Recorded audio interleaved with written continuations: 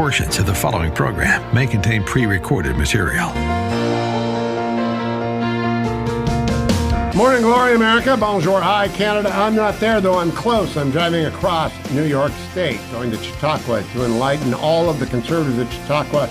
The decision is finally out in Dobbs. Colonel Kurt Schlichter will take you through it. I'll be back on Wednesday to amplify on whatever it is that they wrote.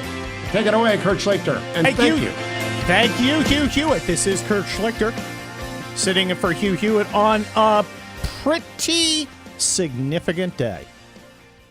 And it's a little ironic because Hugh Hewitt and a lot of other people have been waiting 50 years for today. 50 years for this show. 50 years for the first show post-Roe v. Wade, post-Casey.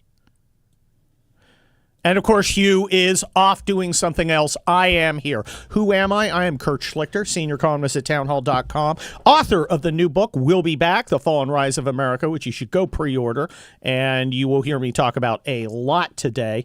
I'm a retired United States Army colonel of infantry. I am also, and this is significant, a noted California trial lawyer. And I am honored to be the guy who it falls to explain exactly what two momentous decisions from the Supreme Court from last week actually mean. Because I've been watching the news. I'm on Twitter every once in a while. You can follow me at Kurt Schlichter, spelled exactly as it sounds. And I have noticed that not a lot of people seem to understand exactly what both of these decisions mean. And you got to understand they're momentous. Now, admittedly, I was not always at my best during con law during law school. It was one of the first classes of the day. And, young guy just out of the Gulf War in law school at Loyola Law School, one of the top 4 law schools in Los Angeles. And maybe I didn't listen, but I think I listen more than a lot of the blue checks on Twitter because they either don't know what the hell they're talking about or assume you don't know what the hell they're talking about. But these decisions, the other one being New York State Rifle Pistol Association versus Bruin, which expanded on the meaning of the Second Amendment, and Dobbs, which outright, right in the first paragraph, we are overruling Roe and Casey. These are the abortion cases. So these are two momentous cases. Thomas wrote the opinion in New York State Rifle Pistol Association. Samuel Alito wrote the opinion in Dobbs. There were concurring opinions. There were dissents. Now, how does this all work? What I'm trying to do is I'm going to leave the super deep, esoteric con law deep dive to con law professor Hugh Hewitt when he comes back Wednesday, because I'm going to be here tomorrow. Assuming I don't completely screw this up. But what I want to do is give you a summary, give you an understanding for lay people, because that's what I do. I'm a trial lawyer, a little different than what Hugh did. Hugh did a lot of administrative stuff, a lot of arguments, a lot of briefings. My job is to go get 12 people, 12 citizens who want to do their duty, sit in the jury box, and decide what's true or what not. But they need guidance of the law, and usually a judge will read them jury instructions to explain the law to them so they can apply the law to the facts as they determine them. So my job is to try and make things comprehensible to regular people instead of a bunch of damn lawyers. And I got to tell you, nobody's more annoyed with lawyers than a guy who has to deal with lawyers all the time as a lawyer. So that's my goal today, is to try and explain what these cases mean in a general sense, because a lot of people don't know. And we have young Jacob here, who is the new Ben. And he's, Kurt, I don't understand what these mean. And I want to help him out. I want to help those who don't know. I want to help you out. Now, what does Dobbs not do? Dobbs does not ban abortion. I'm going to say it again, because if you read social media or listen to the communist networks, the mainstream networks, and Democrat talking points, to the extent they differ, and there is no extent to which they differ, you might think that the Supreme Court decreed no more abortions ever. That could not be further from the truth. And you might, if you listen to someone like AOC or Big Chief Warren, and never listen to AOC or Big Chief Warren, but if you happen to, you might think that the Supreme Court took unto itself more power. It did the opposite. This is not the Supreme. Dobbs is not about the Supreme Court taking power. This is about the Supreme Court giving up power. And that power is to determine exactly how abortion will be handled in the United States. So if you let's understand that at the beginning.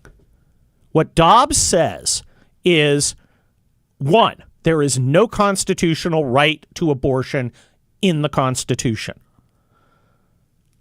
Two, because there is no constitutional right in abortion, it is not a question for the Supreme Court or at all. And the Supreme Court's always got like 3 or 4 abortion cases that it's considering for its docket every year. Fetal heartbeat bills, late-term abortion bills, other things. Every year it's got had a whole bunch of things. This says we should not be in the business of talking about abortion. Supreme Court gave up that power. It says there's no constitutional right to abortion. So the power belongs to the states, to the state legislatures. And every state will be different. Now, there are a number of states that had trigger bills. That is, if Roe v. Wade and Casey, now, of course, Roe v. Wade was the original case back in 73, and it laid out, almost in a legislative kind of sense, a very strict, well, not that strict, but a framework of when abortion could be allowed, like you would expect in a law. Now, of course, I know what you're thinking. You're saying, wait a minute. I saw Schoolhouse Rock when I was a kid. The Supreme Court's not supposed to make law. Why? That's the job of the legislature. Exactly. And then Casey came back, and it kind of changed it because Roe was not a very well-reasoned decision. And I know that because Ruth Bader Ginsburg said so, and Lawrence Tribe, before he went completely insane, said so, and a lot of commentators said so. They liked the result. They didn't like the reasoning because the reasoning wasn't very sensible. Their reasoning was, well, there's a constitutional right to abortion, kind of, because, and it boils down to, we really think it's a good idea. And it didn't really work. And it had a very detailed, kind of almost legislative outline of what you could and couldn't do with abortion. That wasn't workable. In 1992, Casey came down. They kind of changed the test a little. Became an undue burden on women. You can't unduly burden the right to an abortion. And what Samuel Alito said is, wait, you're wrong at the premise. There is no right to an abortion in the Constitution. Now, let's stop for a sec. Where do you get a right in the Constitution? First of all, remember, rights don't come from the Constitution. I'll say it again because there are some people who are unclear on it. Rights do not come from the Constitution. Rights are recognized in the Constitution. Human beings are endowed with certain freedoms. One, the right to speak freely, the right to worship as you see fit. Those are endowed by our Creator. They are recognized, those two in the First Amendment, by the Constitution, but they don't come from the Constitution. If you look through the entire Constitution, including all the amendments, you will not find the word abortion because it's not there. So it's not expressly recognized in the Constitution. Now, Constitution's also clear that all rights, which we as human beings have, are not necessarily in the Constitution. Dobbs reiterates that those rights, how do you know those rights exist? Okay. You look at history. where they recognize throughout history, and Samuel Alito goes through and says, look, even like 4 years before Roe v. Wade, 5 years before, abortion was outlawed in at least 40 states, or very heavily controlled, in at least 40 states. Okay, we're going to be talking a lot more about Dobbs. I'm going to get to New York State Rifle Pistol Association. I am Kurt Schlichter with my trial lawyer hat on. Don't forget to get my book, We'll Be Back, The Fall and Rise of America, and stick around. Don't forget to sign up in the Huniverse for more Hugh, more Dwayne, that's me, the After Show, and more. www.huniverse.com.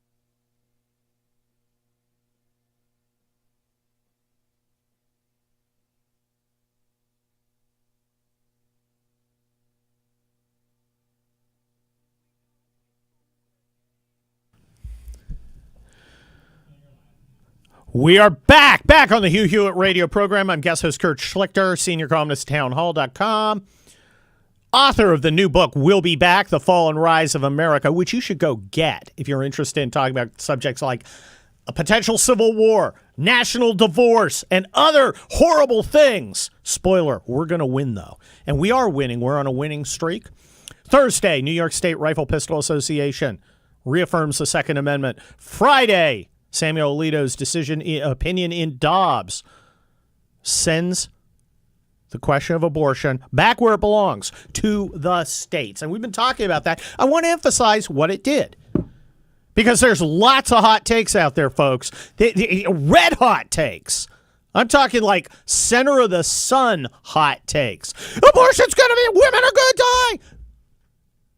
No. This is democracy. We're going to vote state by state on how to regulate abortion. That's all that Dobbs does. Dobbs doesn't ban abortion, doesn't make it mandatory, doesn't say anything except we're the Supreme Court and it is not our issue to decide. It should be decided by the representatives of the voters. Now, I was informed by all the smart people that my democracy is under attack.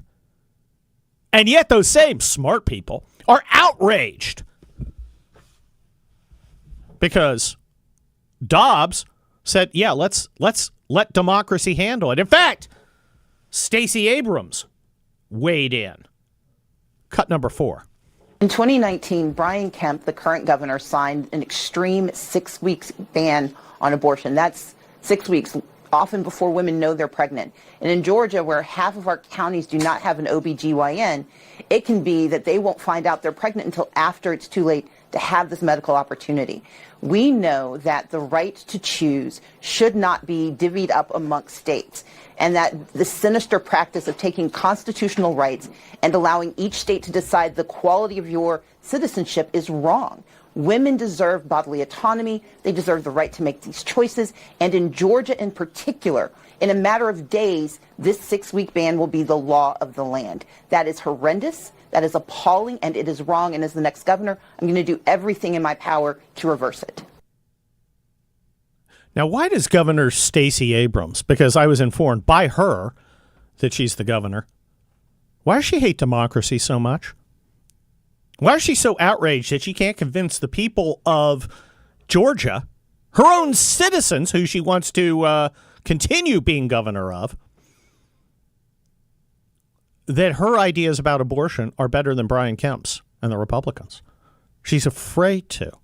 Now she says, you're taking away a constitutional right. Where's the right? Where is that right? Because if you look at the dissent, now here's how Supreme Court cases work. You have the opinion. That's the one that's binding. That's the one that holds. Then you have concurrences. Other justices will write agreeing or disagreeing with certain parts of the majority, though they join it. And Justice Roberts joined the judgment, but he had a different reasoning, and he didn't want to overturn Roe versus Wade. Okay? And we'll talk about that a little bit. Dissents are, no, you guys are wrong. And, of course, Sotomayor, Kagan, and Justice Breyer, who wrote it, he's retiring, they dissented. And to the point Stacey Abrams makes, they didn't bother saying it was a right. They didn't explain legally. They didn't write a legal opinion. Their dissent is not a legal document. It's an emotional one. Women's lives! Bodily autonomy, which apparently doesn't apply with vaccines, but does apply to killing babies. They never point to where the right is. They never point to why Roe is correctly decided, why Casey is correctly decided as a legal matter, which is what Alito did. He said, no, it is not as a legal matter, and here's why. It does not exist as a right under the Constitution. Therefore, it should be regulated by the states if they choose to. And states choose different things. The state of Georgia, through its elected representatives, is going to regulate abortion fairly heavily, super heavily, according to Stacey Abrams, who's an expert. California, it's open season on fetuses until they apply for Social Security.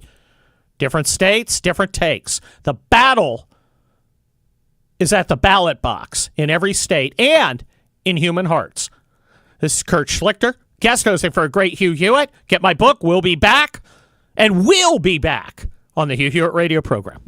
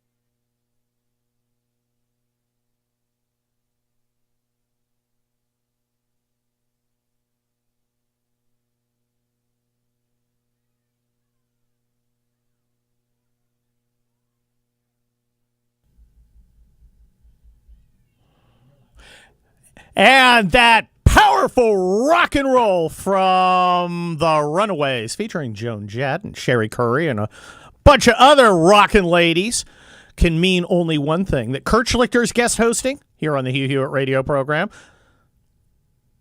and that we are joined by my friend, senior news editor at American Greatness, Liz Sheld. Hi, Liz. Hello. How are you? Oh, I am so excited that apparently the left has found out what women are again. I know. I was also shocked that there was like a sudden, epiphany that there are women and they're not men. So I just was really surprised. Well, I think it's pretty amazing. If I was a cynical guy, and of course being a Los Angeles trial lawyer, I'm anything but cynical, I might think all that stuff about what is a woman was just nonsense, and they knew it all along. You think they were pulling your leg for political purposes? No way. Yeah, crazy talk, Liz Sheld. Okay. The left is melting down. Yeah. And I think it's hilarious, and I write about that at Town Hall with my new column, Go Ahead and Gloat. Because we've been fighting for this for 50 years, and I think we should enjoy it. No surprise here, we are not getting much of an accurate portrayal of what Dobbs really means. What do you think Dobbs means politically? Well, I think that I'm a strong federalist. So what Dobbs does as far as a judicial decision is it returns the abortion issue to the states, and each state can determine how they want to legislate around abortion. That's what doesn't ban abortion. Now, that's, of course, what we're hearing in a lot of the from a lot of the progressives and a lot of Democrat operatives trying to gin up their base. But abortion isn't banned. It just means that it will go to the states, and the states will decide how to regulate and legislate around abortion. What does it mean politically?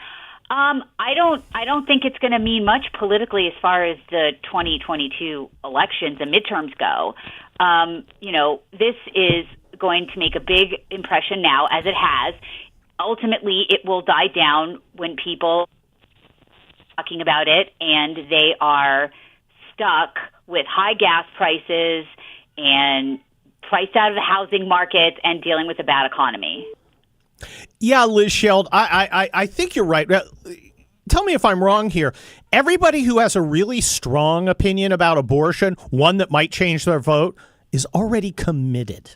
Yeah, right. I don't think that this is in all sorts of surveys we've seen over the years, and even recent surveys. This isn't a top 5 issue like this issue. It's just not, and it's certainly not going to beat out again people who can't afford to live or feed their families. This is not. They're not going to say, "Yeah, you know what? I'm going to ignore that because I feel so strongly on this particular issue." I just don't see it. I just don't see it happening like that. So people are, the left is angry. They're working up their base. It's their favorite issue because let's be honest.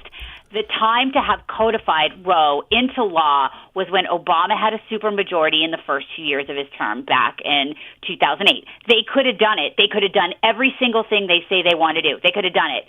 They had the votes. And they didn't do it. And why didn't they do it? Because they found that this is more valuable as a political issue in campaigns and to retain power than they believed it was an important principle. So that's something to remember all the time. Well, Liz Sheld, I think it's more of I really think it's more of a base issue.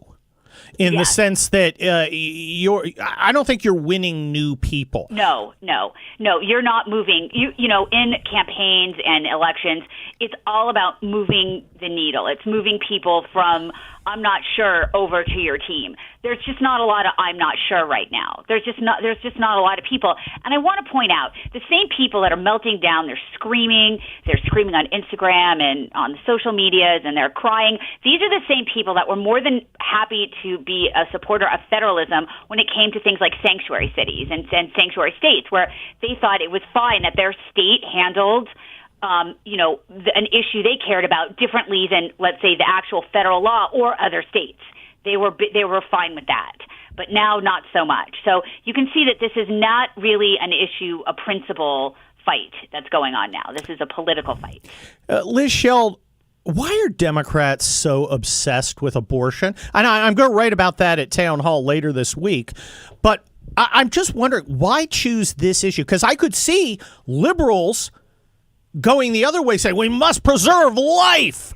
And instead they've chosen they've chosen this particular aspect of this particular issue. And I think for most folks, the whole abortion question is distasteful. I mean, especially before I became, publicly politically active, I just didn't want to think about it. And I think many Americans are like that. They find it distasteful. Well, I think that's true, except when you're talking about like the younger cohort, right, that's voting or going to be voting.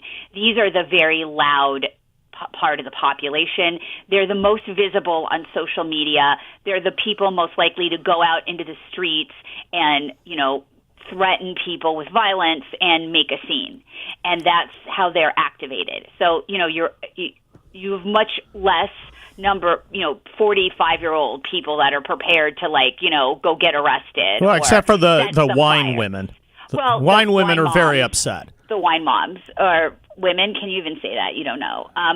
Well, there's an X in it instead of an E. Okay, Women X. Women X. But that I think is, again, it's activating the people most likely to be visibly politically, and that way the media can portray it as like that this decision goes grossly against popular will, when most people want limitations on abortion. I would say a plurality. It's not a majority, but a plurality of people do not believe you should be able to abort a baby when they're crowning at month 9. Well, count Stacey Abrams out of that.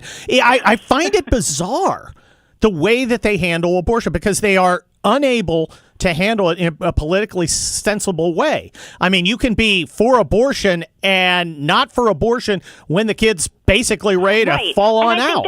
I think it's crazy. I think most people, have want a limited amount of abortion. They do not want elective, 8 or 9 month abortion, or it used to be something that was like a personal decision, and it was safe, legal, and rare became shout your abortion. How the hell did that happen? And that's gross. And that's the thing, is that people are turned off by that. Again, safe, legal, and rare, that's a pill most people can swallow. This idea that early and often or all the time or, shout it out and put it on Twitter, bizarre. That's gross. Well, and I think it turns off normal people, as do the protests. I don't want to be uncharitable, but many of the people who seem to be at the forefront of the abortion protests don't look to me like abortions are going to be an issue in their lives. If you They're know not what at I'm risk saying. for. I mean, right. a lot of them are really the freak show types, and you look at that, and you have somebody who's kind of like, I don't like this issue. I guess we could have it, but it's distasteful, but safe, legal, and rare. And then you get some mutant with tattoos and a nose ring, looks like Ferdinand the Bull, screaming about, hands off my body. And no one wants to put hands on your body, lady, or whatever the hell you are.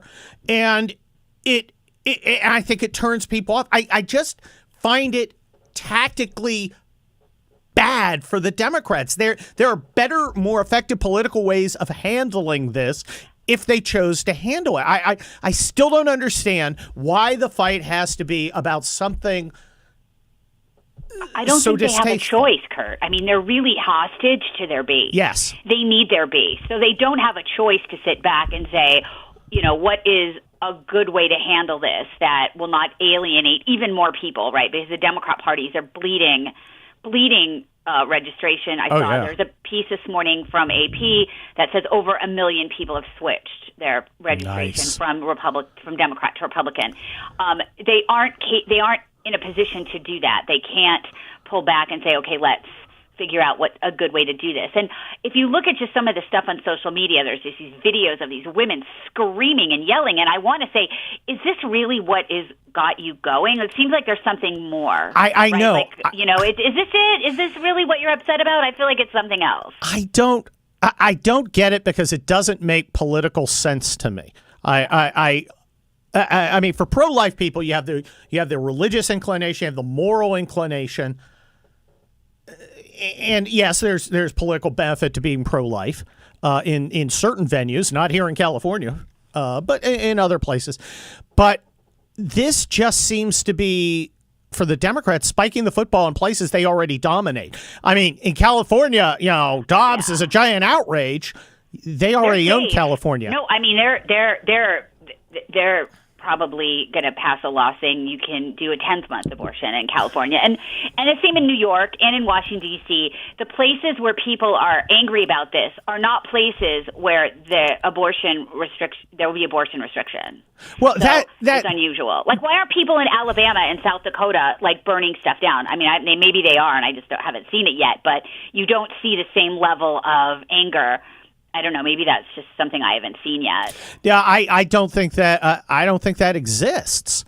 I think there was obviously some trouble in Arizona, which is kind of a purple state now. Yeah. Although I think Mark Kelly is going to lose to whoever ends up being nominated there. That is not violence is not politically helpful when it comes to the ballot box, because people care much more about public safety than they do about almost any political issue. Well, look, I think every political issue is more resonant to normal people than abortion. I think some people may go, well, I heard that abortion's now banned. Doesn't really matter in my life. I think that's kind of bad. And, of course, they don't know what the decision actually says because they haven't been told by the mainstream media. Well, there's a lot of violence against pregnancy centers that help poor women, and I'm wondering where's the payoff on that optic, right?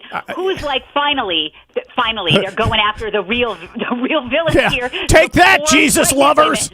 What's going on? You and your charity. Yeah, it's just again, the optics on that is not helpful, and I don't know. I think that's why I think the party has lost control of its base, and they are hostage to their base. And I think it's not just on this. I think defund the police is just another example of this. Anyway, Liz Sheld, the senior news editor at American Greatness, always greatness when you join me as I guest host on the Hugh Hewitt radio program. I'm Kurt Schlichter. Stick around. We'll be right back with Salena Zito. Don't go anywhere, America. Colonel Kurt Schlichter will be right back after I remind you on the Hugh Hewitt Show that my friends at ReliefFactor.com have not raised the price. Even if Joe Biden's inflation gets into double digits, they will not raise the price of the introductory bag of ReliefFactor.com. I took it with me to New York. I take it wherever I go because you got to move, and especially if you're driving a long distance. You long-haul drivers who are out there, if you haven't tried ReliefFactor.com yet, you really ought to. I know there are a lot of you. I talk to you every single day. I'm sure Kurt is talking to you today. ReliefFactor.com. I carry in Kirkman Resveratrol Omega. I take it every single day, and it's in my car when I do one of these long jaunts, as I'm on right now, left on Sunday, returning on Tuesday. That's 20-plus hours of driving, and Relief Factor enough for 3 days, because if you sit long enough, your back's going to hurt. Sciatica's going to go. Try the ReliefFactor.com. Nature's anti-inflammatory. Better than taking a leave every day. It's better than taking anything. Don't stop taking anything your doctor told you to take, but do try ReliefFactor.com. $19.95 for a 3-week starter trial. Kurt Schlichter will be right back. Don't go anywhere. You're listening to The Hugh Hewitt Show. The Hugh Hewitt Show is now available on TV. Go to salemnewschannel.com or download the app. You can also watch on Roku and Fire Stick. Salem News Channel, the antidote to the mainstream media.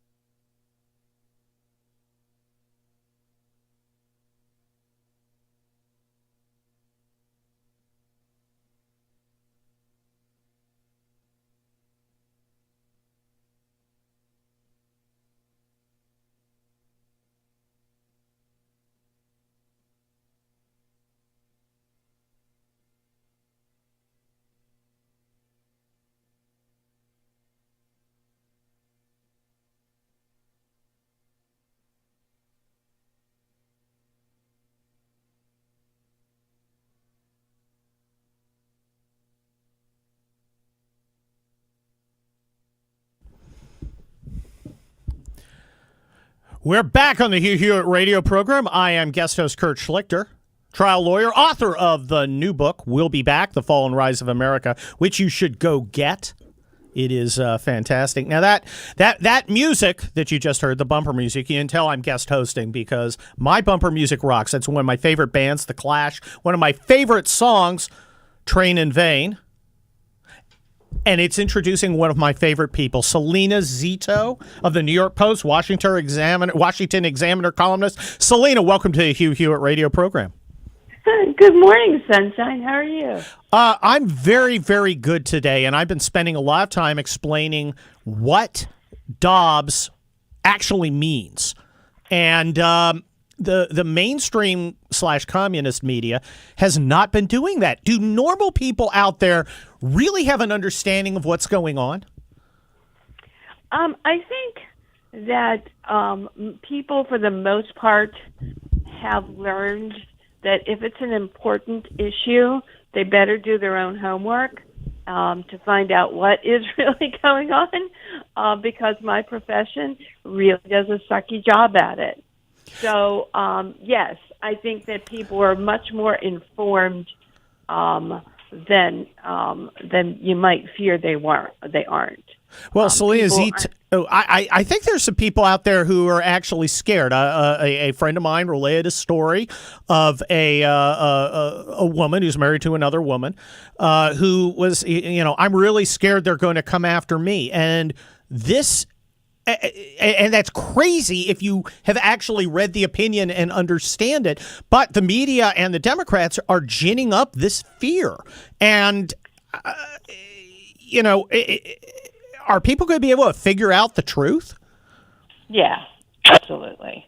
I mean, there's always going to be a certain percentage that want to be afraid of the side they don't agree with, because that just justifies them, their sentiments. It helps them dig in more to their belief system. There's a percentage of people that are like that. However, most people are, I know this is shocking because if you go on social media or if you turn on cable news, you don't think people are thoughtful. But people are thoughtful, and they do their homework. And I think that you have seen evidence of that, quite frankly, since 2010, when the first big wave election happened. People weren't buying into grandma is going to be pushed off a cliff. All of a sudden, they're like, wait a minute, that's not really going to happen. Okay, so what is going on? And when we had 2016 and 2020, I mean, I think 2016 is obviously an example of people not paying attention to what the status quo is telling them. But I also think 2020 is a great example of that, too. There was a lot of pressure on people, in particular with all the Black Lives Matter and the George Floyd protests, and everyone telling anyone who is conservative, if they vote conservative, they're a racist. However, if you look down ballot, everybody voted conservative. I mean, there was a very big wave, and that is really bucking all of our cultural curators who think that they can tell us what to do and we'll do it. Those days are over. Well, Salena Zito, I got to tell you, I look at how the Democrats have addressed abortion. And it obviously requires a moral decision by people, a political decision. I think a lot of people think the whole subject's distasteful. I think there are a lot of people who are like, yeah, safe, legal, and rare, don't talk to me about it. And the Democrats have, instead of following that strategy, which worked so well for Bill Clinton, and I'm just talking as a strategist here. Yeah. Instead, now they've got these, tattooed mutant people. And when I say mutant, I'm not trying to be mean. These are weird-looking people who are acting nuts, shouting their abortion. I've had 3 abortions, and it's empowered me as a woman. And normal people, I think, look at that and go, these people are crazy. That's exactly right. That's exactly right. You always think when a big decision or a big political moment happens that you look at the other side and go, it's inevitable they're going to go too far. It's inevitable the Democrats are going to go too far. And you think it's going to be weeks. What was day one when they went too far? I mean, when you have someone like Stacey Abrams who refuses to say, a 8-week or a 8-month, 3-week baby can be aborted anytime for any reason. I mean, that's crazy. Who's for that except nuts? Well, and it's really interesting to me, but also you see the quote-unquote save the Democrat in Ohio, Tim Ryan, saying the exact same thing. That's just nuts to me. That's just crazy. Salena, Zito, nothing crazy there. You are a voice of common sense. I'm sure I'll be talking to you soon, and I know you'll be back next week on the Hugh Hewitt radio program. Stick around. I'm guest host Kurt Schlichter, author of the new book, We'll Be Back, Fall and Rise of America. See you after the break. Portions of the Hugh Hewitt Show are brought to you in part by The Matter of Life and Salem Now.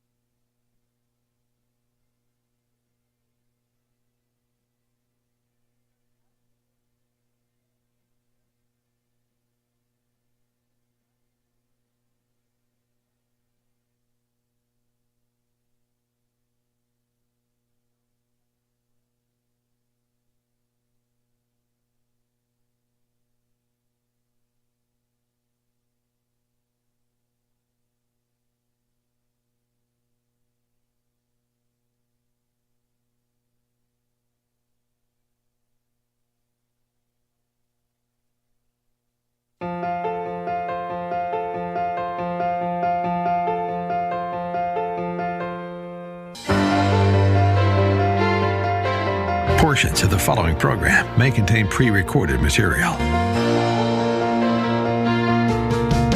Morning glory, America. Bonjour. Hi, Canada. I'm not there, though I'm close. I'm driving across New York State, going to Chautauqua to enlighten all of the conservatives at Chautauqua about what's ahead in the fall. And I will be back on Wednesday, but in the meantime, our friend Colonel Kurt, who disagrees with me on John Cornyn's legislation, is here because we're not afraid to converse about everything at all on the Hugh Hewitt Show, especially when it's Colonel Kurt. Take it away, Kurt Schlichter, and thank you. Thank you, Hugh Hewitt. This is Kurt Schlichter, senior columnist at townhall.com, retired United States Army infantry colonel, author of the new book, We'll Be Back, The Fall and Rise of America, which you should go get and pre-order. And in it, I have a long chapter about the importance of an armed citizenry. We're going to be talking Second Amendment. And Hugh is correct. I have a problem with John Cornyn's gun bill. I disagree with you. Now, I am a trial lawyer, as I said. And here's the thing. Lawyers disagree all the time. If all lawyers, like Hugh Hewitt and myself, agreed all the time, I would be driving a much, much worse car than the one I'm driving. Because that's our job. We disagree and we argue. Last Thursday, now we've been talking about Dobbs a lot, which is the abortion case. It overshadowed a case that's almost as momentous, which was New York State Rifle Pistol Association versus Bruin, in which Justice Thomas made clear what Heller and McDonnell, which are some earlier cases, first said, which is the right to keep and bear arms is actually a right. Okay, it is a right. It is a right recognized because rights come from our Creator, not the Constitution. It is a right expressly recognized in the Constitution in our Second Amendment. Okay? It is driving liberals nuts. And a lot of them are drawing false equivalencies to Dobbs. Dobbs said there is no right to an abortion in the Constitution. It is not express. It is not implied by history. Therefore, there is no right. Like everything else, it may be reasonably regulated by the states if they choose to. They don't have to regulate abortion. They can not regulate abortion, or they can regulate it. And it, reasonability test. New York State Rifle Pistol Association says something different. Thomas says, okay, it is a right recognized in the Constitution, making it different from the right to abortion. There is no right to abortion. There is a right to keep and bear arms. And when I say bear arms, that means carry arms around.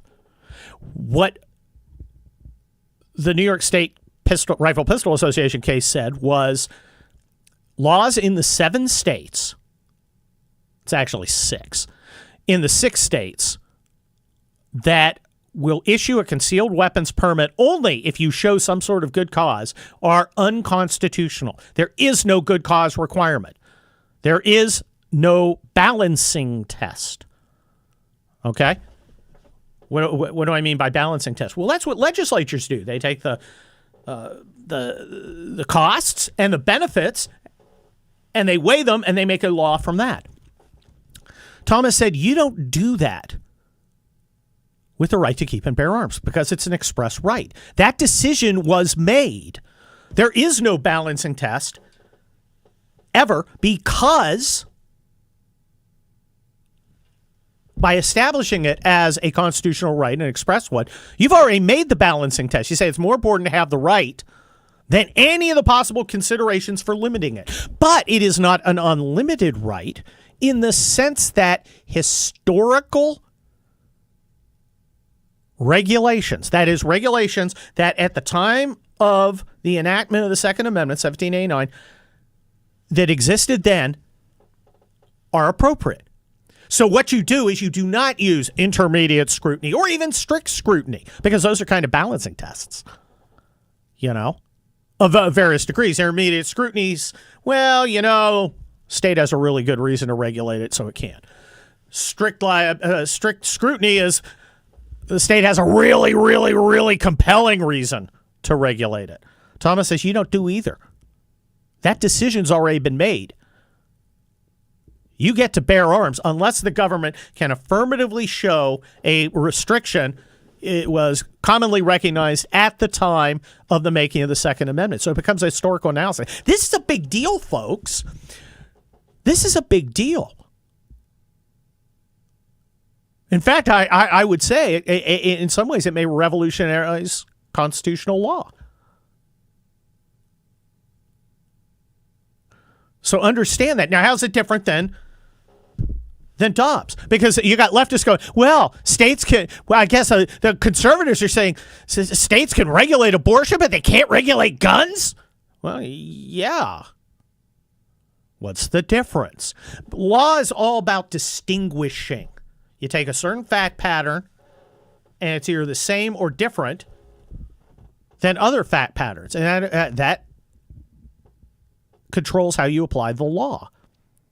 Here, the key factor that distinguishes them is abortion is not a right recognized in the Constitution. It is not expressly there. It is not there through history. Right? In fact, until just a couple years before Roe v. Wade in the early 70s, abortion was illegal in most states. So there's no history of abortion being legal. Now, what other issues might be a right that you recognize? How about the right to get married? Okay? The right to get married was certainly a right recognized at the time of the making of the Constitution. It has a long historical precedent. Although it is not expressly set forth in the Constitution, it's assumed to be because there's a long history of it. So it's either expressly in there or because of a long history. Second Amendment's different. It's expressly in there. It's done. The right is presumed.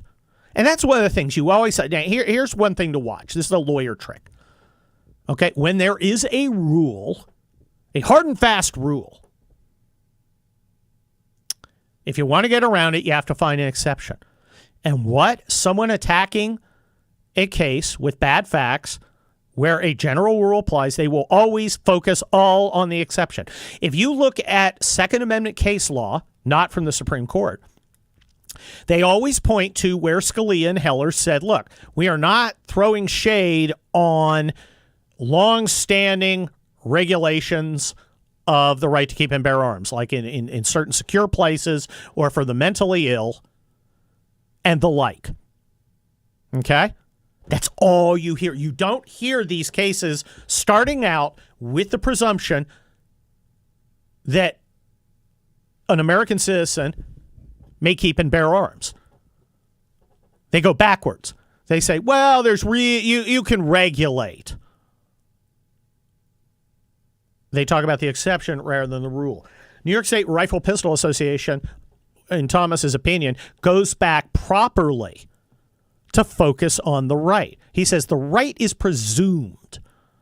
The government must affirmatively show, not that it's a good idea. Again, the balancing test has been done. Whether it's a good idea or a bad idea, decision was made. It's a good idea. It's in the Constitution. Okay? If you want to change it, go change the Constitution if you can. You don't do a balancing test. Okay? That's done. That's set in stone.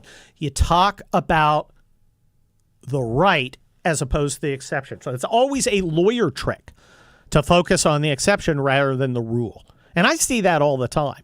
You might have like a products liability case for a used equipment dealer. And the rule is used equipment dealers can't be held liable for products liability. But there's an exception where they completely rebuild the equipment. Okay? If you're trying to get somebody to held liable, you're going to talk about the exception. But the rule is the rule. Same thing in abortion. Okay? There is no rule in federal law. It's not a federal right. You send it back to the states. It's my democracy, folks. Remember, democracy is important. Now people vote, and that changes our battlefield. That changes our calculus if you are on the pro-life side. Because now we've got to fight it out at the ballot box. So do they. But we got to convince people that we're right. We didn't have to. Nobody had to convince anybody under Roe and then Casey. Supreme Court had taken it unto itself to do that. Now we got to fight that battle, and we got to fight the battle in the human heart, and that's going to change a lot. We got more to talk about with Dobbs, New York State Rifle Pistol Association, and more stuff. I'm guest host Kurt Schlichter, author of the new book, We'll Be Back, which you should go get. And we'll be back on the Hugh Hewitt radio program. Portions of the Hugh Hewitt Show are brought to you in part by Birch Gold Group.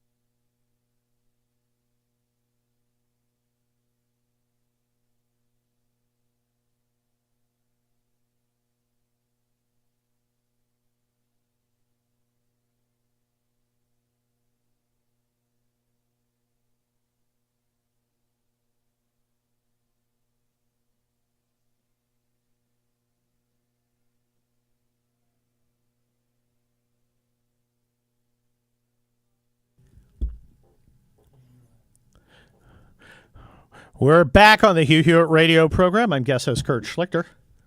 Author of the new book, Will Be Back, The Fall and Rise of America, which you should get. It's from Regnery. You can find it on Amazon, Barnes & Noble, wherever you want. Talks about guns and divorce, national divorce and civil war and all sorts of stuff.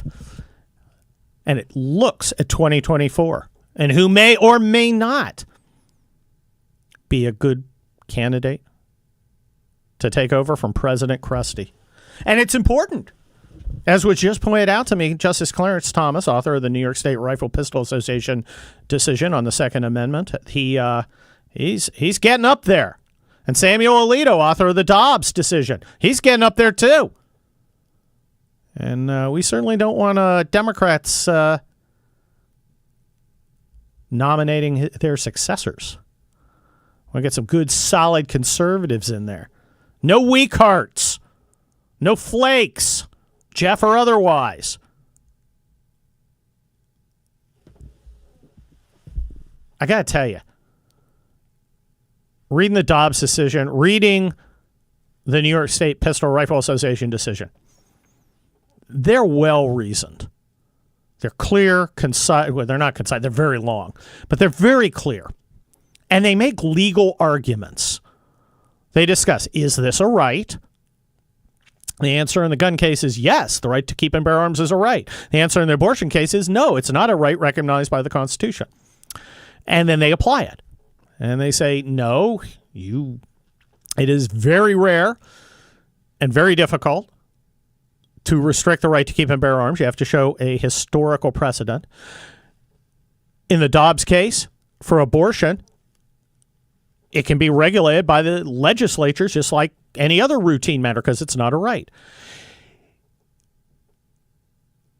The dissents. Now, a dissenting opinion, the three judges, Kagan, Sotomayor, and Breyer, who wrote both the dissents, they will try and explain why the main opinion is incorrect.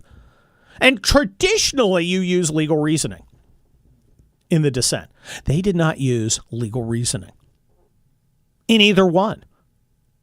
What they did was offer a parade of horribles. What they said is, in the Second Amendment case, they essentially said, well, there's a lot of gun crime.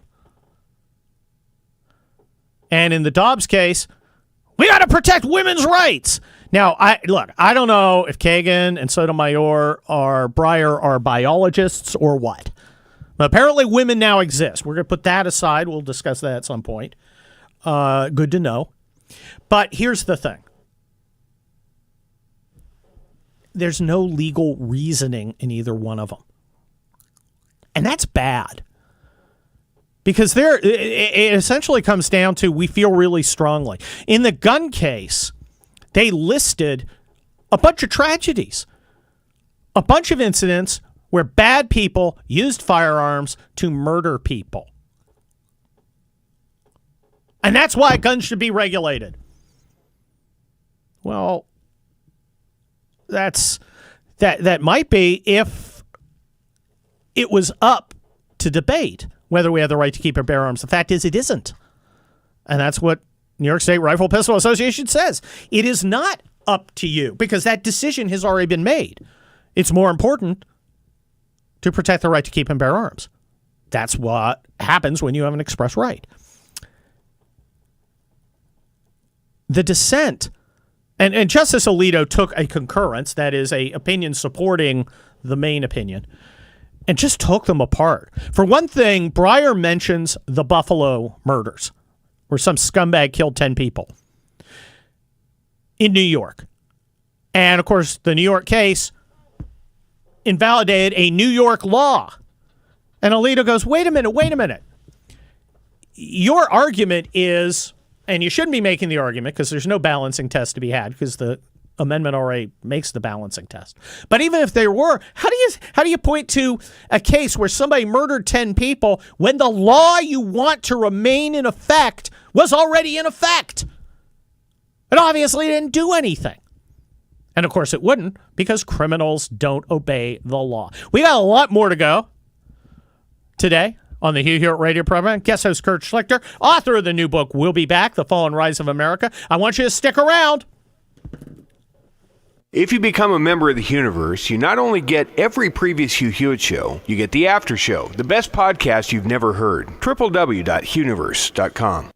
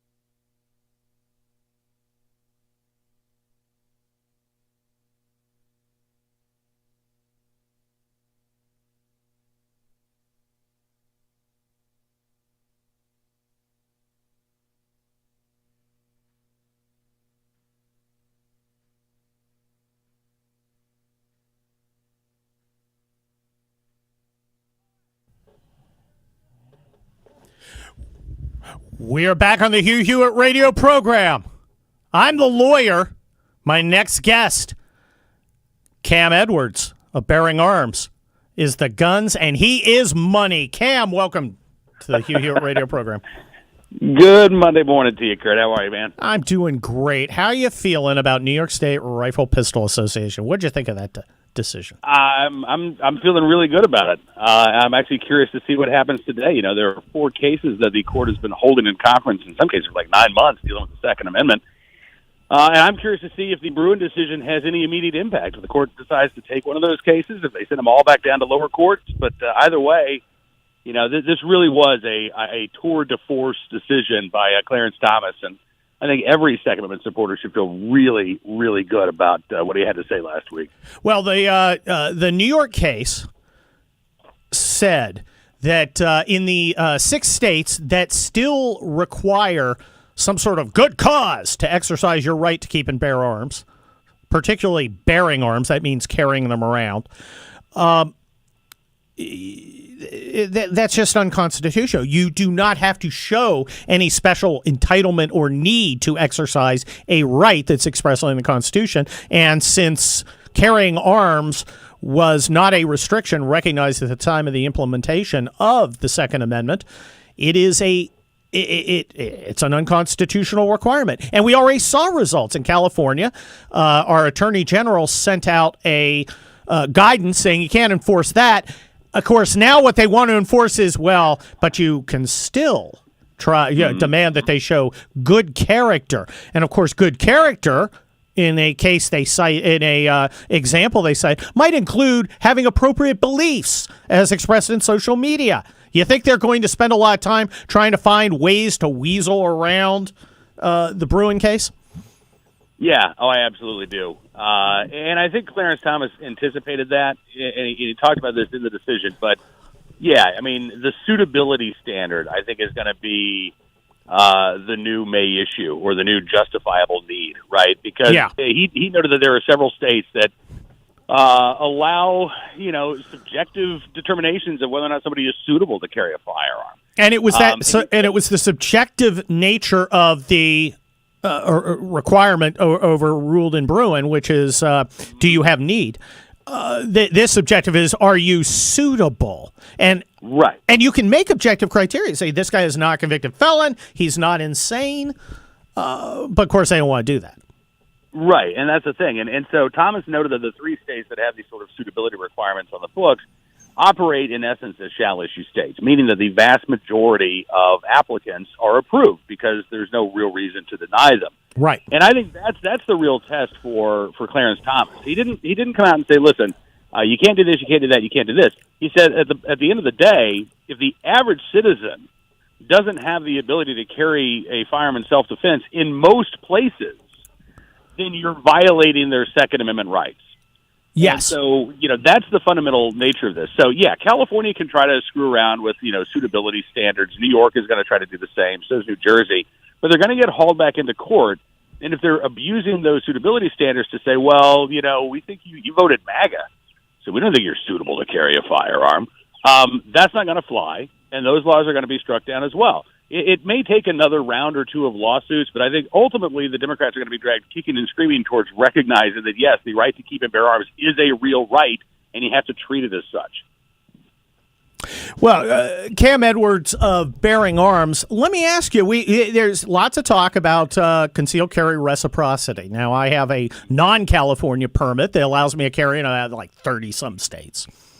And they have reciprocity. Other states don't recognize reciprocity.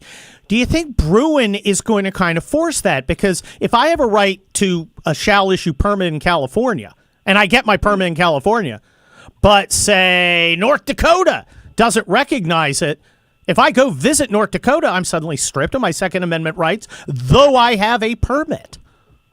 Right. And, yeah, I do think that Bruin sort of brings this question to the forefront.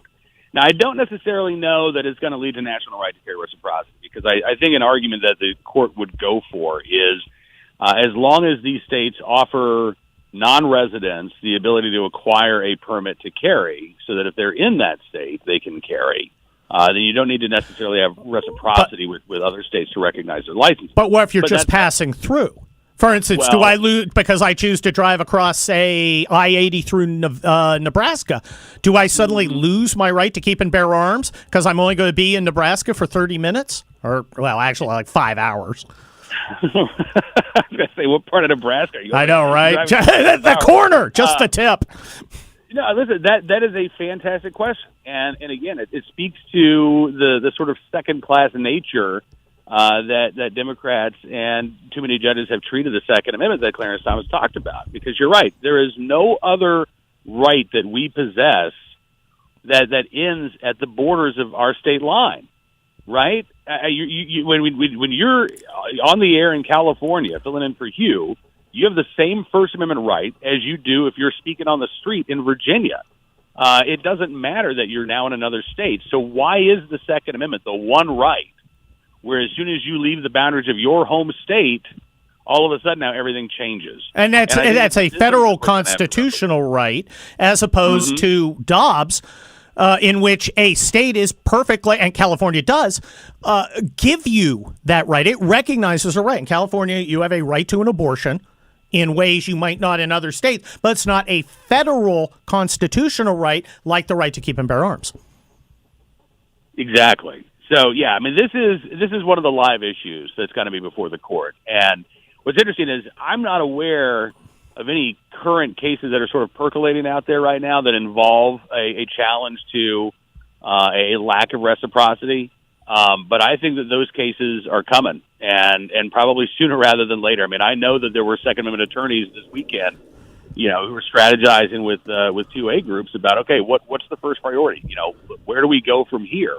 And I would imagine that right to carry reciprocity is among those items on the top of the wish list. Well, Cam Edwards of Bearing Arms, it would have been nice if John Cornyn, in his compromise, which got us nothing, had included national right to carry reciprocity. I disagree with Hugh Hewitt. Hugh supports John Cornyn's plan. I do not.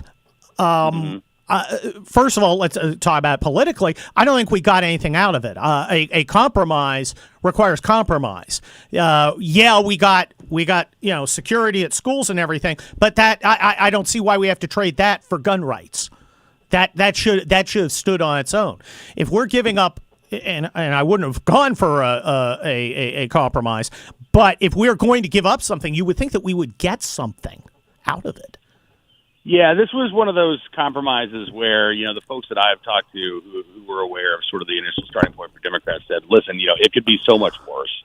It could have been so much worse. See, now I know. Look, as a lawyer, if I go to my client and go, hey, great news, I gave them less than they wanted and you got nothing. Mm-hmm. See, I would be an unemployed lawyer. Right. And I think John Cornyn just made a bad deal. I mean, how about hearing protection legislation to allow people to have suppressors easily, right, so they're not hurting their ears? That seems like something reasonable. I might not have gone for the compromise, but we'd have gotten something. I'm with you, but I don't think that was the metric. I don't even think that they tried to include any of those things. I don't either. I'm concerned about the red flag laws, as you are too. And here's my take on it. I've seen the movie Minority Report, and I learned from it. And, of course, being a guy from Los Angeles, one of my friends was actually in it. This whole idea of pre-crime where you're a risk. We're going to take your guns. It seems odd. If you're a criminal, we can deal with you constitutionally. If you're insane, if you're 5150, like the old Van Halen album, we can deal with you constitutionally. But there's this now new thing where we're going to take one of your rights, but we're not going to take you in and get you treatment, and we're not going to, make sure you can't go get a gun somewhere else because you're in jail or a loony bin. I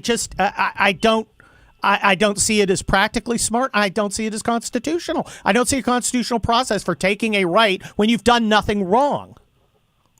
Listen, I'm with you, and I know that folks say, "Well, look, we got temporary restraining orders. This is just like that. Only with a gun." Is it beyond the due process concerns? you, I think, hit on the real key. Whether or not you think these red flag laws are constitutional or not, the fact is they involve a judge saying, this person's dangerous. Yes. Let's go take their guns away. Okay, now we've solved the problem, right? Well, and no, you haven't. If you're dealing with a dangerous individual, then you have to treat that individual's dangerousness. But you're right. I'm not aware of any red flag law on the books that actually has a mental health component to it of, okay, you're dangerous.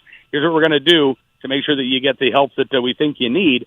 This is a gun control measure that is designed to look like a mental health bill. And it's designed to give politicians cover because they can say, look, we passed these red flag laws. Now we don't have to worry about the bed shortage in inpatient psychiatric hospitals. We don't have to think about the fact that people who are in crisis are sitting in jail cells for a couple of days because we don't have room to get them into a hospital or a psychiatric facility.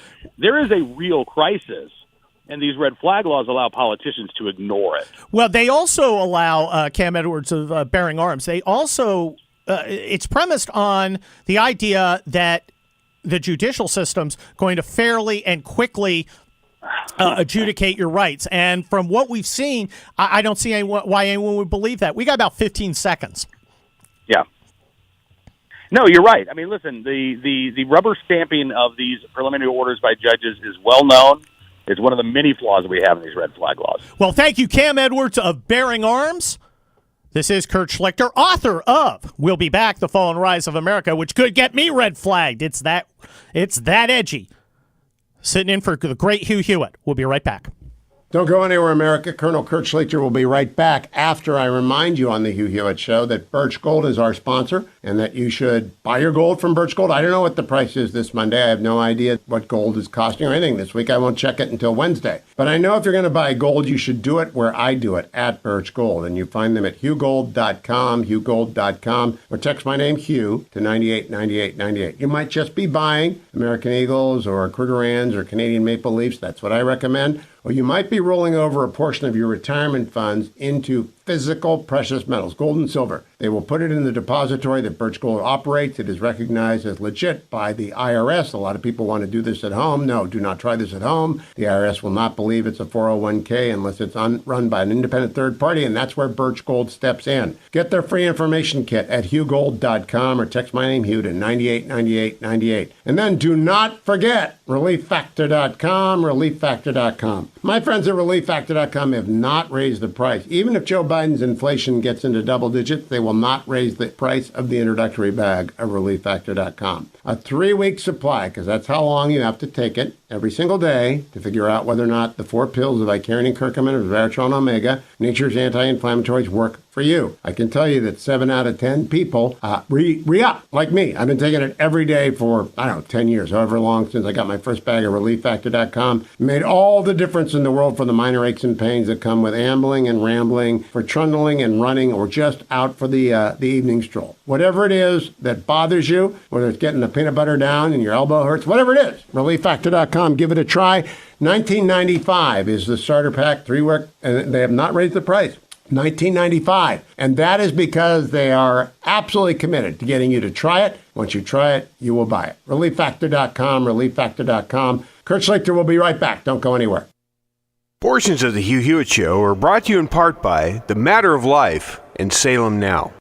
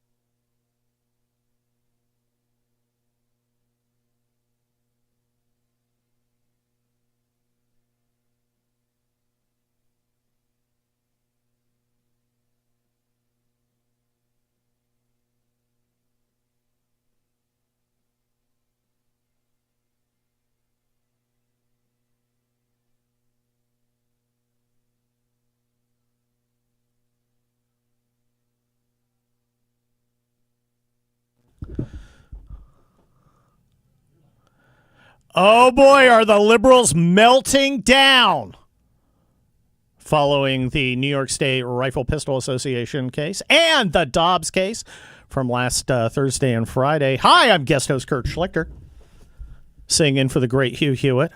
I am a noted trial lawyer. I'm a senior columnist at townhall.com, retired United States Army infantry colonel, and the author of the new book, We'll Be Back, The Fall and Rise of America. I just handed Dwayne a couple copies of it, a couple copies of my tome, and it's got my finger pointing at you. It's very, there's Dwayne showing it. It's very, I look very aggressive on the cover. I look very angry. It also looks like I have an ascot on. There I am. Wow, look at that. Look at that. Right? It's a fun book. There's great stuff in there. I talk about all these horrible things that can happen to America. Now, naturally, when we got the book and we're appreciative of the book, we don't look at page one. No, immediately. You look at the acknowledgments. If you were in D.C., you'd look at the index. Well, I know. There's no there index is no here. index. So I specifically said no index because I want people to actually read it instead of look for their own name. So the next best thing is to look at the acknowledgments. Okay. And, you mention the hot wife, which you should first. Yes. Your agent, that goes without saying. Of course. And Regnery, the publisher, that goes without saying. Yes. And always, a lot of other people supported me and contributed to this, consciously or otherwise, by kicking around ideas with me. Those include O'Connor's first? What the hell's the matter with you? What do you mean O'Connor's first? Alphabetical. Alphabetical. I went to California public schools. H comes before O. Yeah, maybe in your world, buddy. Yes, Hugh Hewitt is on there. I learned. Yeah. From the Andrew Breitbart But Hugh's movement. behind O'Connor. Well, they can fight it out for number one. Fight it out with pool cues. I can't. Who's the winner? Me. And America. I can't believe it. Oh my gosh. How many national radio shows has Larry O'Connor let you host? Oh, that's just mean. That's just mean. Oh my gosh. Dwayne is brutal today. Dwayne is brutal. But Dwayne, our friends on the left. Yes. Speaking of brutality. And you should read my column, the most un-Hugh Hewitt column of all time. Go ahead and gloat. My new column at townhall.com. We're going to spend much of the hour next hour. We're going to spend a lot of the hour doing all the hot takes. But you know what I want to play right here since we got just a little bit of time? Go for it. Clarence Thomas gave a speech once at Heritage. And this is several years ago, but he was at Heritage. Uh-huh. And this cut is kind of prescient, considering the leak and all the drama around the court and all the threats and all the nonsense the left is doing protesting in front of the houses. The handmaid insanity. The handmaid insanity. God, yes. read another book, guys. Read another book. Here is Clarence Thomas back in the day, cut 17, Jacob. You can be in the middle of a hurricane, or you can be on a calm day. North is still north. You could be in a thunderstorm. North is still north. People can yell at you. North is still north. It doesn't change fundamental things. And in this business, right is still right, even if you stand by yourself. Wow. How great is this guy? And he does stand by himself. Doesn't he? And I, in somewhat interesting ways. For instance, in the Dobbs case, he had a concurrence where he says, under this logic, we have to at least think about its application to other cases. That includes Griswold, which is contraceptive, Obergefell, which is same-sex marriage, and Loving, which is interracial marriage. He doesn't say that they have to fall because there's an interesting stare decisis, that means precedent analysis in Dobbs, which is very detailed and very interesting. He also says that we may find those rights under privileges and immunity. But what he's saying is, look, we're done doing bad law here. We're done doing bad law. Let's be consistent. Right. Now, you may not want, though, you may support those concepts, okay? But he's saying, and he may support those concepts. Well, clearly, when it comes to interracial marriage, he does. I would think he's. I would find him relatively supportive of that. But I think it's interesting. But unfortunately, the left has taken it and said, Clarence Thomas wants to break up your gay marriage and ban contraceptive, which is nonsense, and ban interracial marriage, which I think would probably cause him problems at home. That's just crazy talk, and it's stupid, and it's fear-mongering, and we've heard people who are genuinely scared about it. Yes, and that's very much. That angers me because it's a lie, and either they're too dumb to understand it, or they the people saying it, or they know they're saying it just to scare people. Right. They can't defend their argument, so all they're trying to do is set your hair on fire. Yeah, that's not constitutional law. That's manipulation. We're against it. This is the Hugh Hewitt radio program. I'm guest host Kurt Schlichter, author of the new book, We'll Be Back. You can tell by the finger pointing at you on the cover. And we'll be back.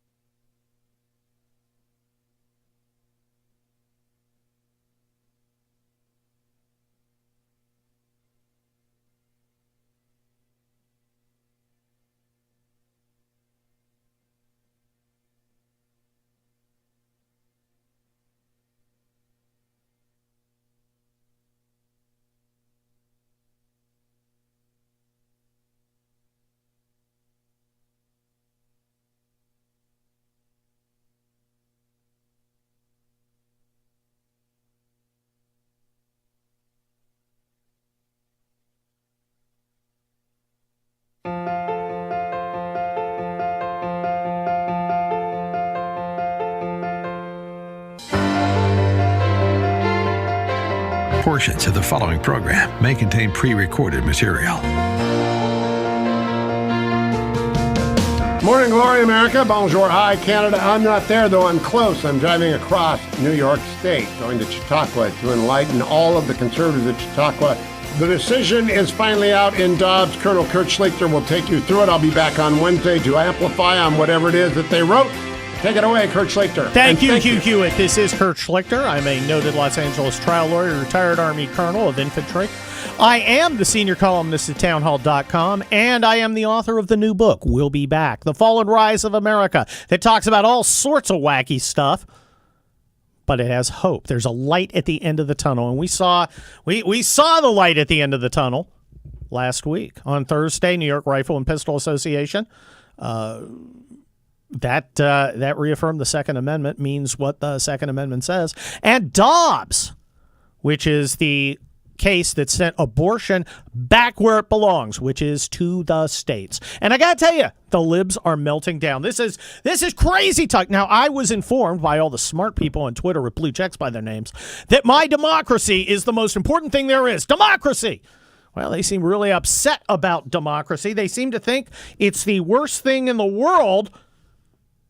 Let's see what Karine Jean-Pierre has to say about it. Cut number 14. But, the president talked about this. We are going to see some nightmare scenarios, sadly, because of this decision. I mean, this is a almost 50-year, almost 5-decade decision that has been overturned and upended. Well, you know what else is a 50-year decision upended? Plessy versus Ferguson, separate but equal. And the Democrats are almost as angry about this as they were about that. Yes, Democrats coming down strongly in favor of treating human beings inhumanly. That is the Democrat way. What does Dobbs do?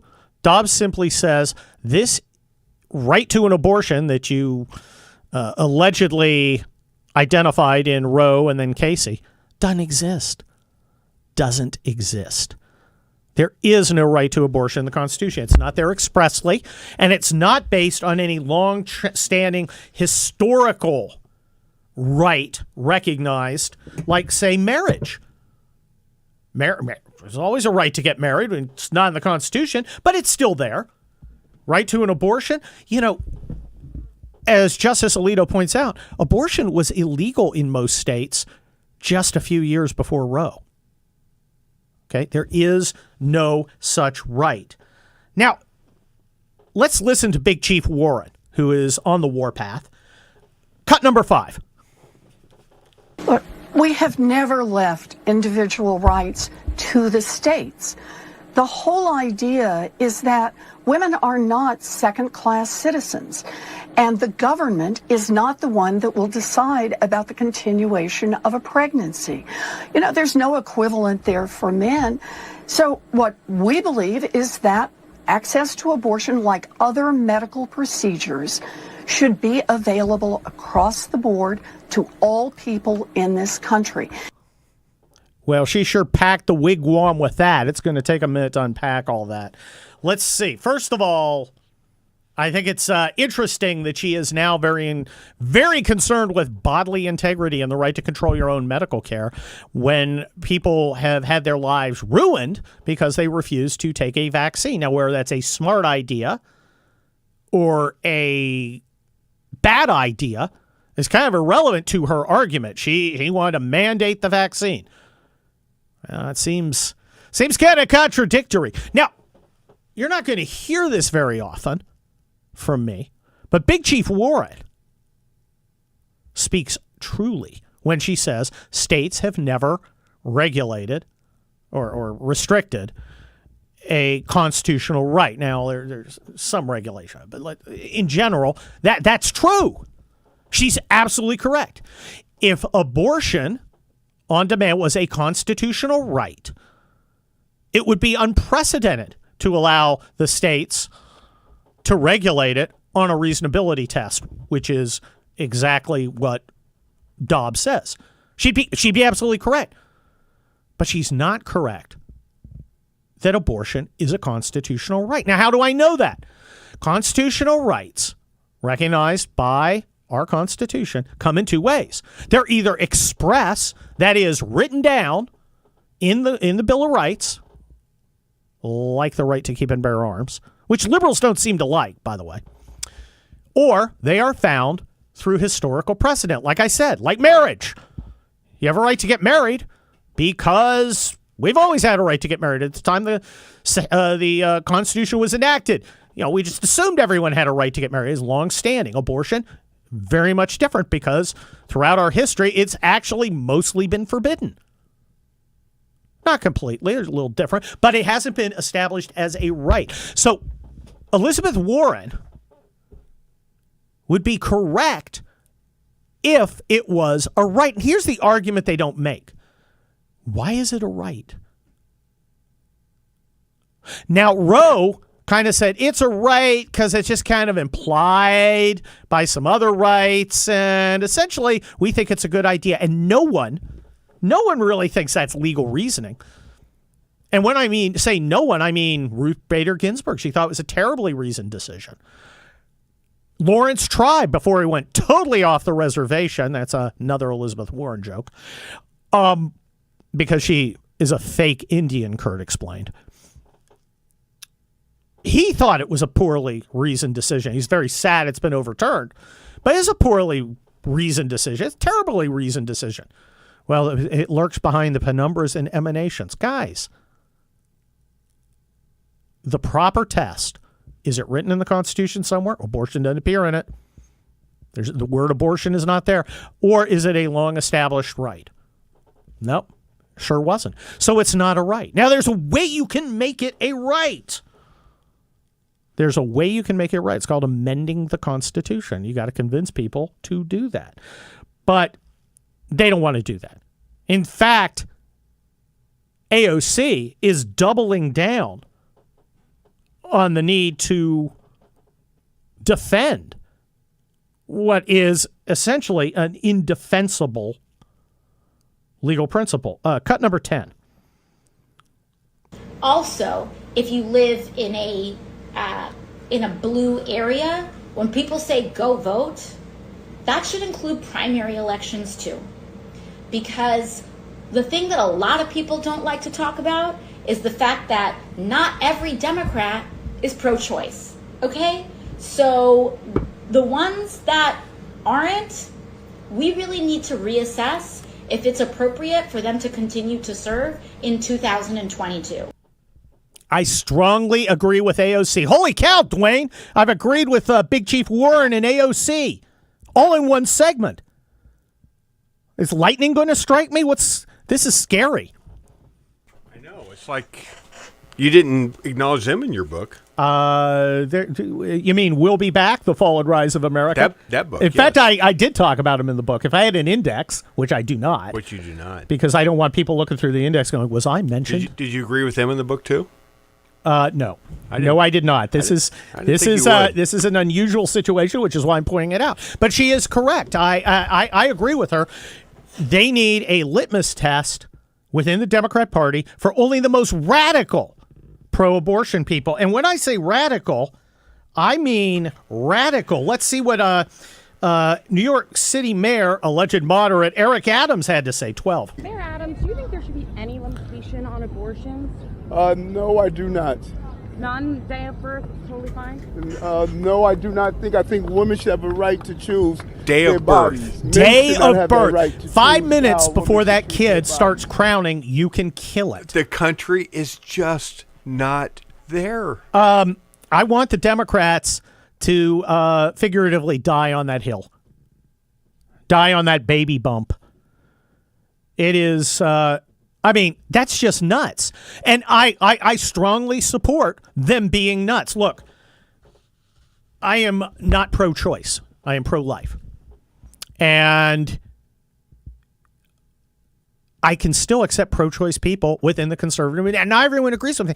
I'm one of those conservatives who's very happy to have Susan Collins, who does not agree with me about abortion, as a Republican. It's the best we're going to do in Maine. She's an honest person. Generally, she is who she is. I'm glad to have her on my side. And I'm willing to have her on my side because I'm going to be on her 99% or 90% of the time, maybe. She's a little squishier than I like, but then again, pretty much everyone is. But here's the thing. Let the Democrats take only the people like Eric Adams, who says you can ice the kid until he's walking.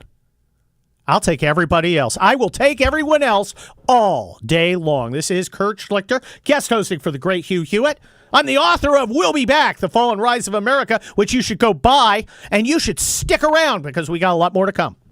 The Hugh Hewitt Show is now available on TV. Go to salemnewschannel.com or download the app. You can also watch on Roku and Fire Stick. Salem News Channel, the antidote to the mainstream media.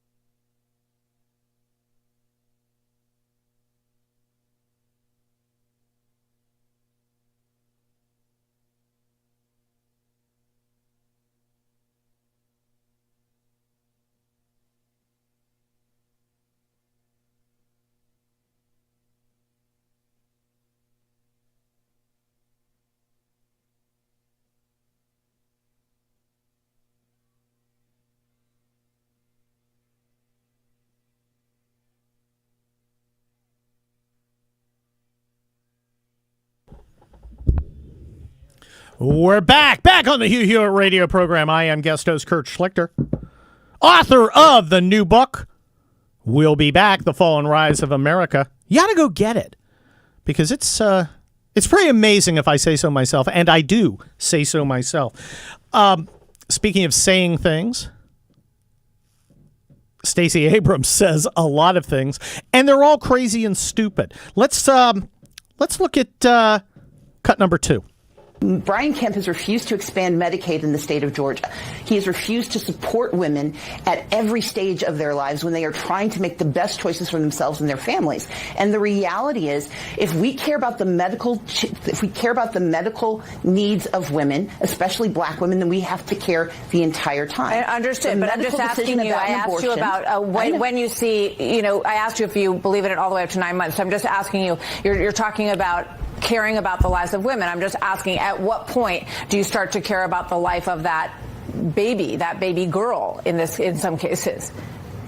What I would say is that it is a medical decision. I don't know of a single woman who reaches the stage where this decision is easy. That is not the case. And so this is a medical conversation. And while we are absolutely compelled to have these difficult conversations, they should not be political ones. I should not be making decisions without having true understanding of the facts, nor should any other political leader. This is not a political issue. So I'm going to take that as up to 9 months in some cases, depending on the woman. Correct? That is not what I said. I said this is a medical decision, and the medical decisions that have to be made in context. This is a specious approach to try to denude the entire argument. And the reality is abortion and reproductive care is personal, and it is singular, and it should be made between a woman and her doctor. I do not have either the experience or the capacity to know what is happening with others. Well, look, Stacey Abrams, who now knows what a woman is, which I guess is nice, is dancing around the obvious point, which is, do you think it's cool to ice your baby at 8 weeks or 8 months, 2 weeks? She don't want to say so, but she has to by her own logic, by the logic of her bizarre infanticide party. And I think that's alienating normal people. I think a lot of this stuff is alienating normal people. You look at the protesters, and that's a salty-looking crew. A lot of them have bizarre tattoos. They dress in bizarre ways. They behave in bizarre ways. And normal people who are just trying to get by and who may or may not be more pro-choice than you or I might be, but they're trying to do the right thing. The idea of safe, legal, and rare appeals to them. That's not what Stacey Abrams and the Democrat Party are talking about. They're talking about mandatory and common. And that's crazy talk. The idea that you can, it's a medical decision to abort a healthy baby at 8 months, 2 weeks, that's not a medical decision. The mother's life's not in danger. Baby's life's not in danger. That's a lie. And normal people see that. And I want to encourage the Democrats to continue to stake out a claim to the most radical and insane patch of ground they possibly can to defend. Go for it, guys. That's not where the American people are.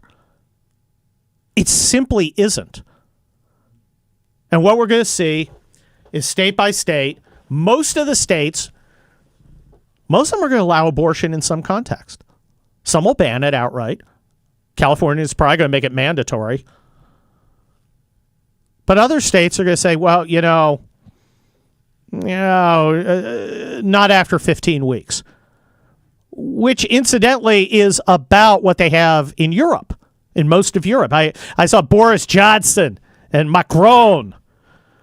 They had to tweet about how they're worried about America's democracy with the Dobbs decision. Johnson, worry about your hairstyle, okay? And Frenchie, I don't want to hear nothing from you. You got none to say. I'm Kurt Schlichter. I got a lot to say. And I'll be saying it with Michael Walsh when we return to the Hugh Hewitt radio program. Portions of the Hugh Hewitt Show are brought to you in part by The Matter of Life and Salem Now.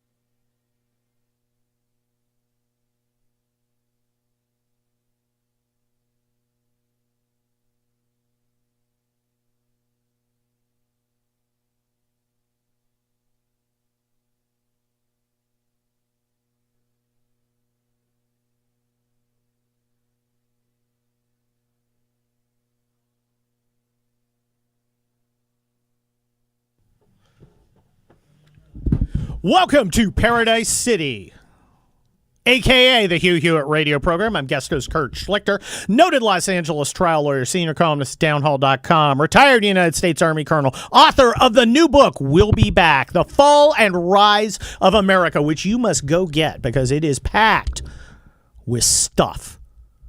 Is it mean? Is it nasty? Is it tough? It's all those things and so much more. And speaking of so much more, my friend Michael Walsh joins us. He's got a new one up at the Pipeline, cleverly titled Guns and Roses, R-O-E-S-E-S. Michael, welcome to Hugh Hewitt radio program. Hey, good morning, Colonel. How are you? I'm good. I thought that was a very clever title and a very good article at the Pipeline, the-pipeline.org. Thank you very much, and we hope that our listeners out there in Radio Land will come on over to thepipeline.org and check it out. Well, they should check it out, and they should check it out every day. But, Michael, your point is more than just the gun case and more than just the abortion case. It's that liberals are melting down because they cannot take being denied. No, they can't. They're like little children. Kurt, you've known me for a long time. I've been saying this for years. It was 7 years ago this week that The Devil's Pleasure Palace came out, and it's very gratifying to me, I must say, to see people say, oh, my God, you were so right in that book. Wow, were you ahead of the curve? Blah, blah, blah. So I'm thrilled that a broken-down old man like me now is finally getting some love from the younger conservatives out there. Well, Michael, you're an experienced guy. I mean, you were part of the mainstream media. You were actually reporting from behind the Iron Curtain when there was an Iron Curtain. Heck, you even clinked glasses at some embassy party with a little dude named Vladimir Putin. Well, I certainly saw that little dude, Vladimir Putin, in Dresden. Yeah, I like to say I was in Berlin when the wall came down, and I was in Russia when Chernobyl blew up. So I had a good Cold War. How was yours, Kurt? Well, I was in Stuttgart, Germany, getting ready to die in place when they came across the border. Luckily, that didn't happen. But you've seen communists up close and personal. Yes. And none of this stuff that you're seeing now from the Democrat Party, which frankly seems to be moving in a commie direction, none of this is surprising to you.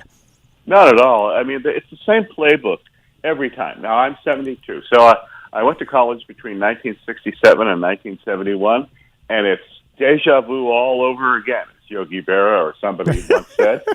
I've seen this movie. It was bad the first time. It's worse the second time.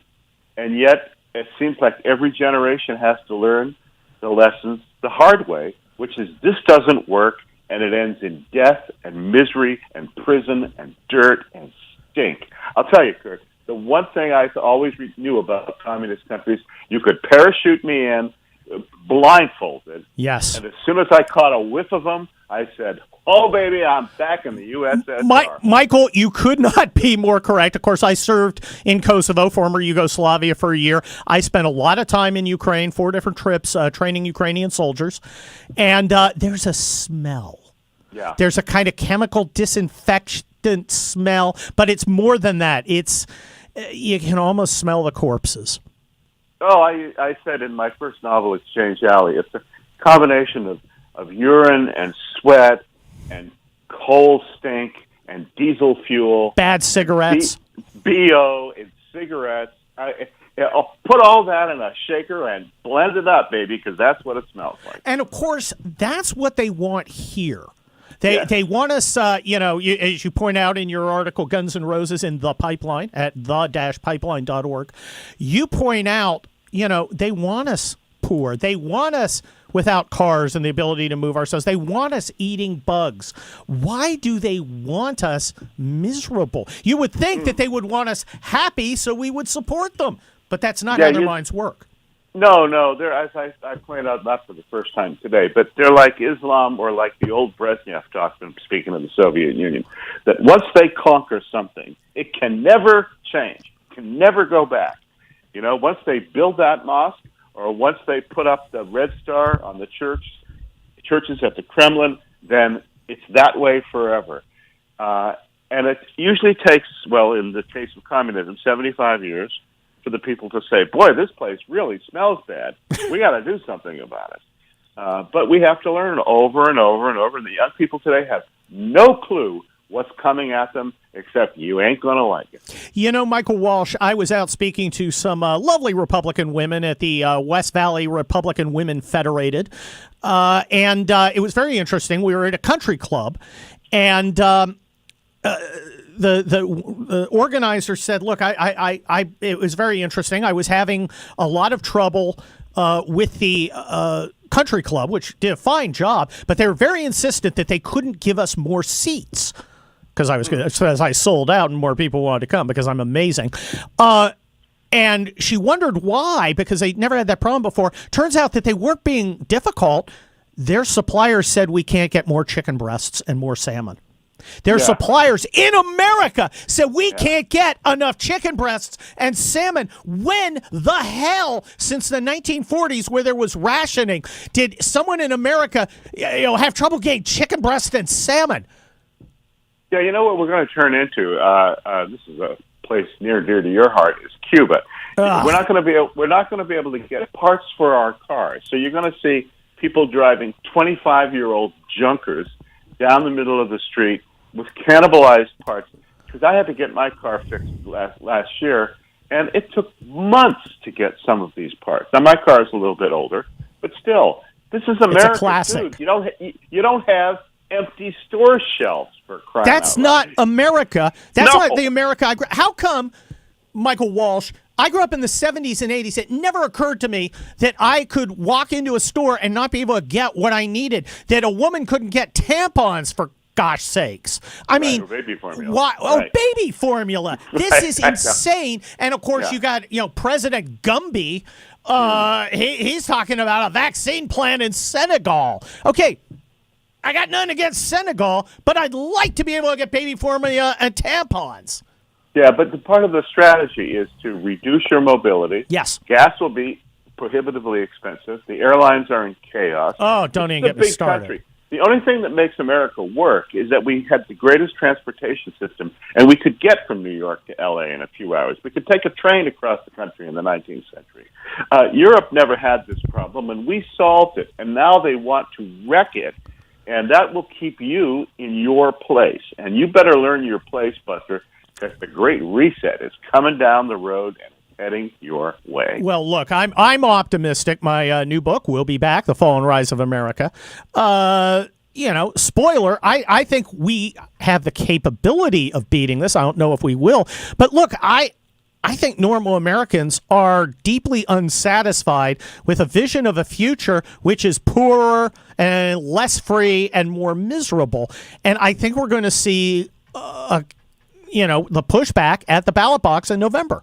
Well, let's wonder if it does any good. If I can get a quick plug in here. Plug away. For our book, Against the Great Reset, which is coming out in October. Tomorrow on thepipeline.org, you will see an excerpt from the second of the 18 essays. I've collected the 1927 Yankees of conservative thought and writers.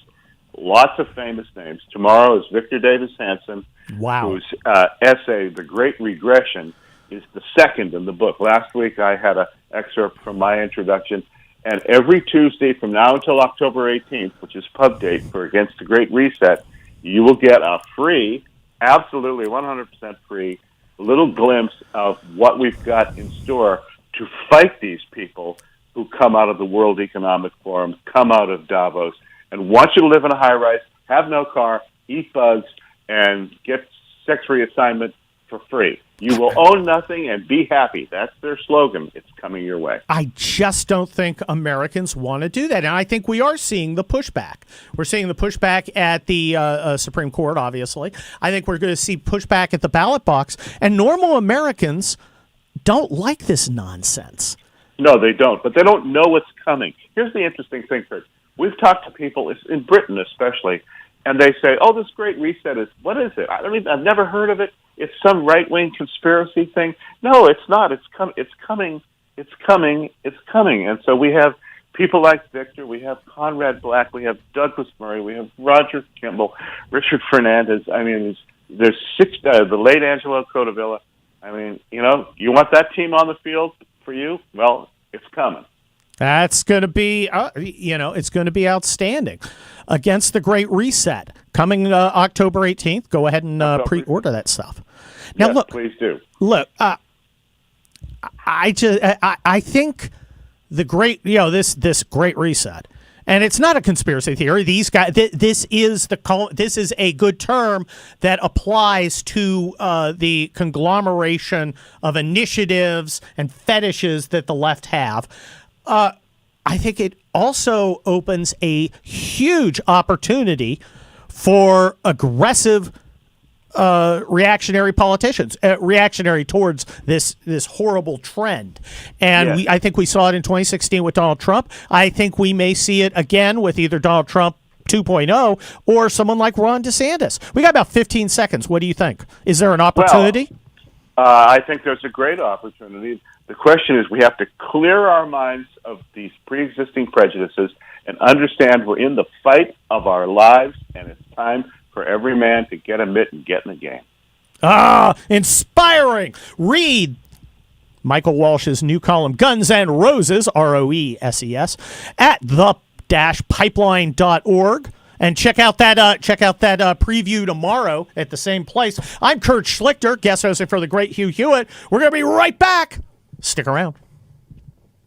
Don't go anywhere, America. Colonel Kurt Schlichter will be right back after I remind you on the Hugh Hewitt Show that Birch Gold is our sponsor and that you should buy your gold from Birch Gold. I don't know what the price is this Monday. I have no idea what gold is costing or anything this week. I won't check it until Wednesday. But I know if you're going to buy gold, you should do it where I do it, at Birch Gold. And you find them at hughgold.com, hughgold.com, or text my name, Hugh, to 989898. You might just be buying American Eagles or Krugerrands or Canadian Maple Leafs. That's what I recommend. Or you might be rolling over a portion of your retirement funds into physical precious metals, gold and silver. They will put it in the depository that Birch Gold operates. It is recognized as legit by the IRS. A lot of people want to do this at home. No, do not try this at home. The IRS will not believe it's a 401k unless it's run by an independent third party, and that's where Birch Gold steps in. Get their free information kit at hughgold.com or text my name, Hugh, to 989898. And then do not forget relieffactor.com, relieffactor.com. My friends at relieffactor.com have not raised the price. Even if Joe Biden's inflation gets into double digits, they will not raise the price of the introductory bag of relieffactor.com. A 3-week supply, because that's how long you have to take it every single day to figure out whether or not the 4 pills of Icarian curcumin or resveratrol omega, nature's anti-inflammatories, work for you. I can tell you that 7 out of 10 people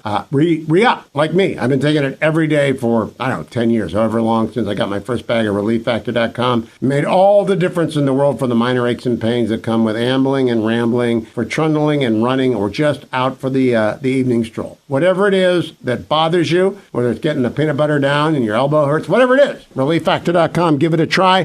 $19.95 is the starter pack, 3-week, and they have not raised the price. $19.95. And that is because they are absolutely committed to getting you to try it. Once you try it, you will buy it. relieffactor.com, relieffactor.com. Kurt Schlichter will be right back. Don't go anywhere. Curious about what you're missing in the universe? The After Show? 21 years of Hugh Hewitt shows on demand? Go to www.huniverse.com right now, where it's only 99 cents to join for the first month. www.huniverse.com.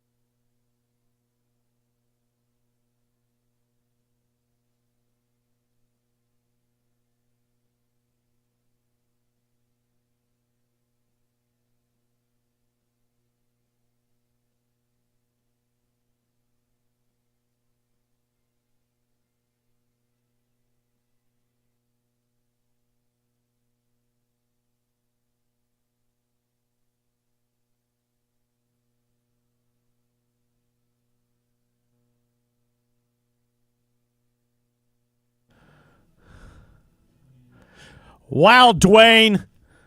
That is the most Kurt Schlichter bumper music ever here on the Hugh Hewitt radio program. You know it's me when you get Joy Division singing their classic "Love Will Tear Us Apart." That is the most Kurt thing ever. It's like what was that station in Los Angeles? KROQ in the 80s. KROQ. I think it still exists, but they only play like Sublime.